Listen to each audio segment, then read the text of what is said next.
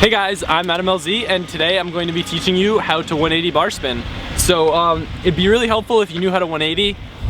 If you knew how to bar spin, that'd just be butter on the cake. So you're gonna need something to do the 180 bar spin out of. You can learn them flat, I kind of did, or you can learn them out of something, it's much easier. Something about 4 to 6 feet with a nice quarter, nice kicker will make it super easy. If you want to learn them flat, it's gonna be a little bit more difficult, but the same tips will apply in both cases. Alright, so what you're going to want to do is come at your fly out or hop or whatever you want to do. If you're doing a fly out, you're going to want to come with a little more speed than you would for a 180. The biggest key to doing the 180 bar spin is not to spin the full 180. It sounds kind of ridiculous, but I had a hard time when I was learning them. I would spin the 180 and throw the bars and I'd get lost and I'd fly out the back. If you do it and you only try to spin 90, like you kind of come and you kind of almost try to under rotate and throw the bars, for some reason that extra spin will come and it'll be so much easier. So ideally you're going to want to throw the bars in the opposite direction that you spin.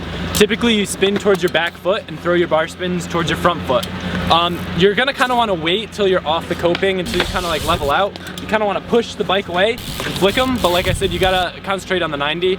If you're fuck-footed or something, or you throw your bars the same way you spin, it's going to be a little bit harder. If you're throwing the bars the same way you spin, it's going to be hard to catch them and you're going to kind of keep your hands over them and plop them. I don't really know why, but I mean it works. I can kind of do them that way. But typically you're just going to want to go off the lip, spin that 90, throw the bars, catch them, and that extra spin will come. It might be a little bit difficult getting the fakie at first, but I mean, if you're doing them hop, basically the only difference is you're going to have to pull up a little bit harder than you would for a normal 180. You're going to need a little bit more time. Don't be afraid of going out the back a few times, but it's a simple trick, and once you get the bar spins in 180, I find you'll have no problem at all with it. I tend to land back heavy when I do mine. I don't know why, but I think it's kind of like a safety. I kind of catch the bars and pull them up a little bit. But it's also crucial that you pinch your seat with the sides of your calves. That'll kind of keep your bars from dropping down.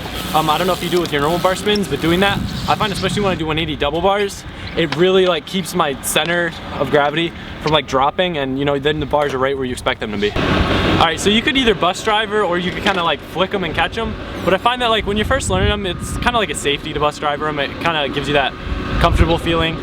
Just remember that 90 thing, you'll be fine.